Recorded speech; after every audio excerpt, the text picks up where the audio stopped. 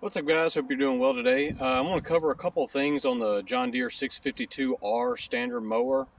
This one just came in. The repair ticket said no power and check over unit because it's about to go out of warranty. So when I see no power, that could be no battery power, engines lacking power, service writers, they get super busy, and the customers don't relay information as accurately as possible sometimes. And sometimes it's not even the owner.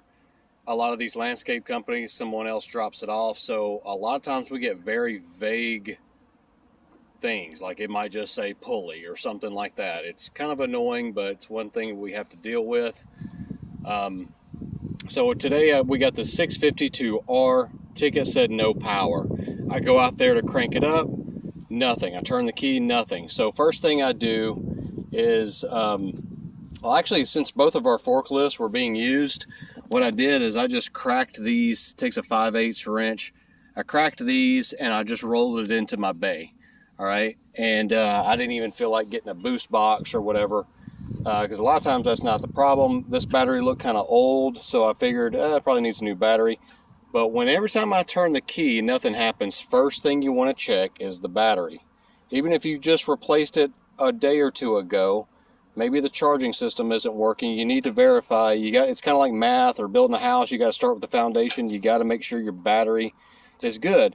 I checked the battery and it was good. So then I'm like, okay, well, if I'm turning the key and I'm getting nothing, next thing that I'm going to check is this fuse right here. Now, you'll notice there's this fuse here, and you see that hole right there. Now, from the factory, a lot of times it's zip tied right here, and it's kind of hard to get to. I'd cut the zip tie, and what had happened was it's got a little clip here. You can just pull that out, and there's a 20 amp fuse there. Now, every mower that I know of that we work on, commercial mower and residential mower, has a little 20 amp fuse. And that's the one thing I check. If I verify the battery, sometimes I might just pop that fuse without, if I'm out, in the parking lot trying to, troubleshoot it for somebody, check that fuse. Now, why did it pop? So that's what happened on this one. I've already put a new one in there, and so I've got it cranked it running now. You want to check the oil, all that good stuff, filters. He was actually missing his inner filter, so I put one of those in there. And so I crank it up, and I'm instantly hearing what sounds like a bearing noise.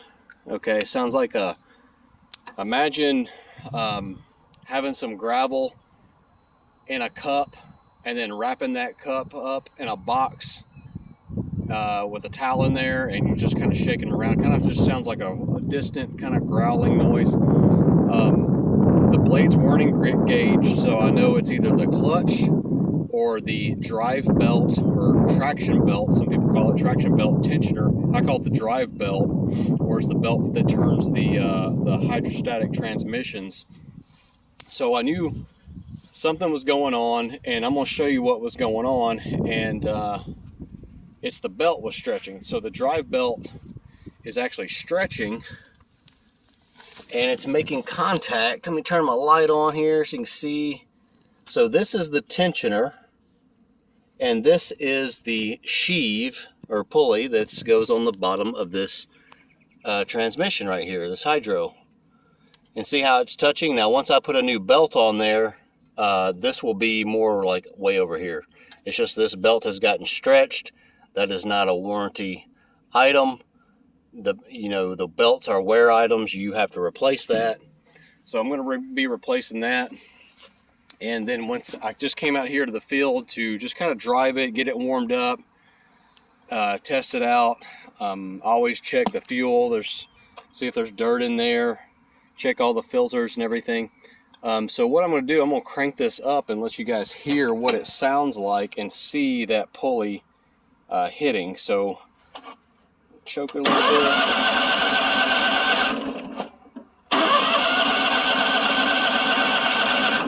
I think this thing's been sitting for a while. Took me a moment to get it cranked up. Man, I hope I'm not stranded out here.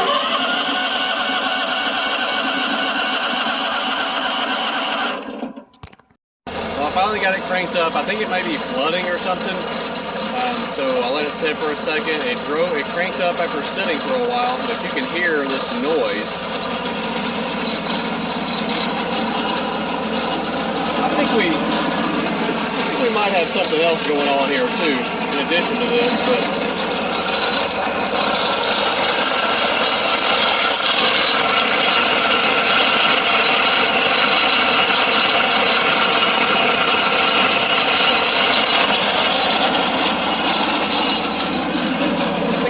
something just other than those pulleys. So I'm not going to cut this thing off. I'm going to go ahead and drive it back right now.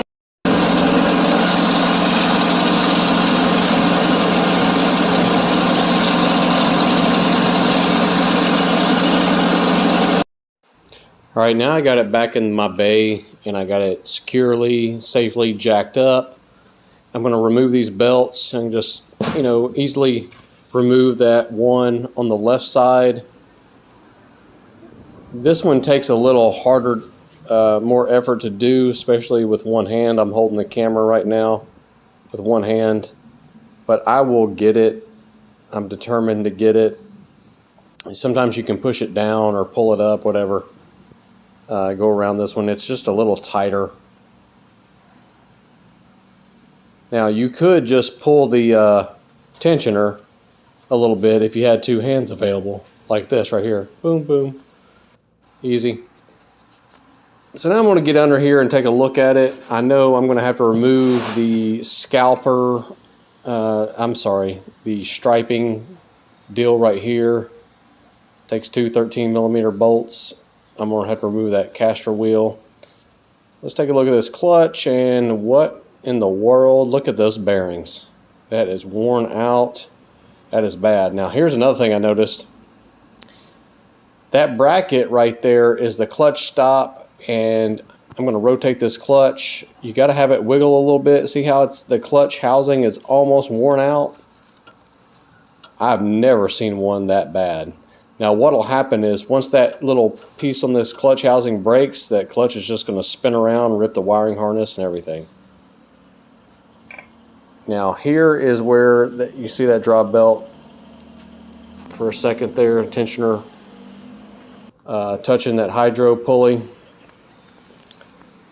So now what I'm going to show you is how I had to remove this clutch. This was the hardest clutch I've ever had to remove. I got the bottom part of it out. There's those bearings. I had to use this big ass puller, and I'm crushing the sheave, and I'm turning this thing, and I'm making very little progress at a time. What happened was something got really hot in the clutch, and you'll see later in this video, it must have swollen up that crank with the heat, and you can see how I have completely crushed that sheave, and I had to eventually end up cutting it off with a slicer wheel and a grinder. There's my grinder there. Me with a grinder and a slicer wheel, you're going to lose. I am pretty good at slicing stuff. There's the bearing. I've already removed everything else. That's the bearing that's left. So there's the final result. Now look at this clutch. Something happened in there, got hot.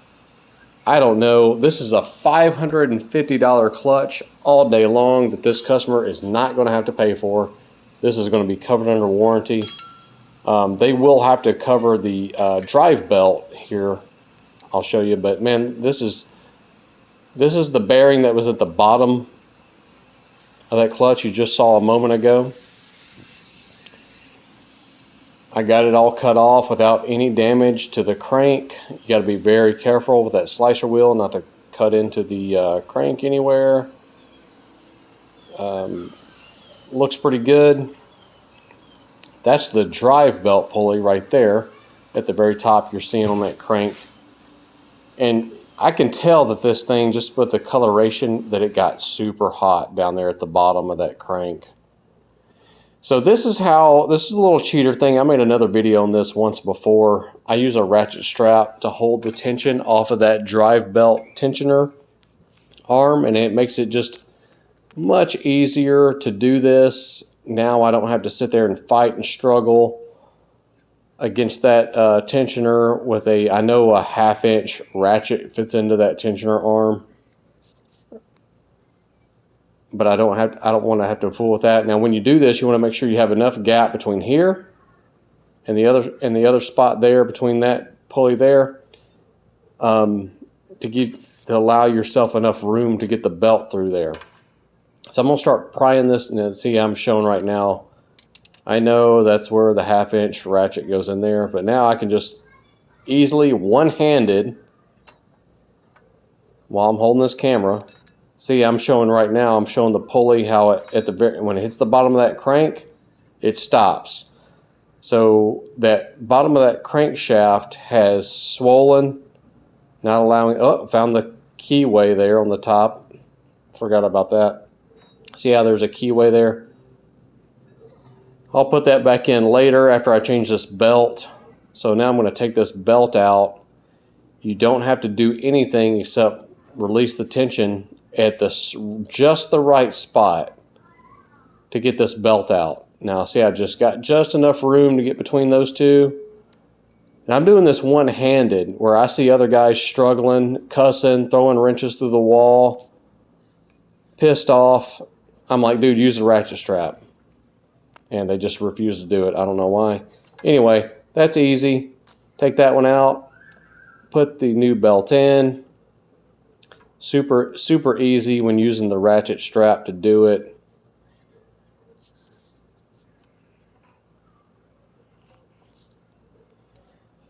Squeeze it through there. Go in through the back.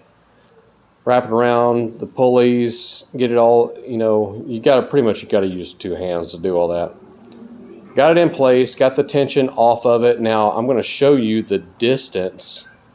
Now, you remember seeing before, look at that distance now between those 2 pulleys. A lot better. That belt just got stretched. Here's the part number for the drive belt for the 652R. Let's crank her on up, show you what's going on. Nice. Much better. Now, I don't have the clutch on there, that's fine. I'm wanting to hear what it sounds like without that clutch on there, to see if there's any other noise coming from that engine. This video right here. So this mower pretty much ended up, the customer had to pay for a drive belt, and John Deere warranty covered the clutch. Now that's a $550 clutch and about an hour and a half of labor to install a regular clutch. I'm going to get a little bit more time from John Deere. One reason I take a lot of footage and video is I have to for warranty. I do a lot of warranty work for John Deere. So I take a footage, they require, sometimes they call back parts and things like that. And I have to supply a lot of footage, photos, videos, stuff like that. So this particular video, that's the worst clutch I've ever had to take off. I mean, sometimes they're a pain in the butt, but a lot of times I can get away with just tightening and loosing, springs and WD-40 on the crankshaft, and I might have to break out a puller every once in a while. That's rare. Usually just a little bit of, tapping with a hammer and strategically tightening and loosing again, like I said, and pulling it down will take it off. This one was a nightmare. So hopefully I'll get some more time out of John Deere. I can show them that footage, how hard that was to get off. Had to eventually end up cutting that clutch off with my grinder and a slicer wheel, being very careful not to get into that crankshaft. But overall, hopefully this video will help you guys out. Hopefully you never have a clutch that you have to pay for, especially and be that hard to remove. But those were those noises that I was hearing. Okay, so I'm going to wrap this video up here. Like and subscribe, and I'll have more videos coming soon. I got some more tool reviews. I just bought some more tools. I'm going to have some more videos coming soon. I'll see you guys next time. Y'all have a good day.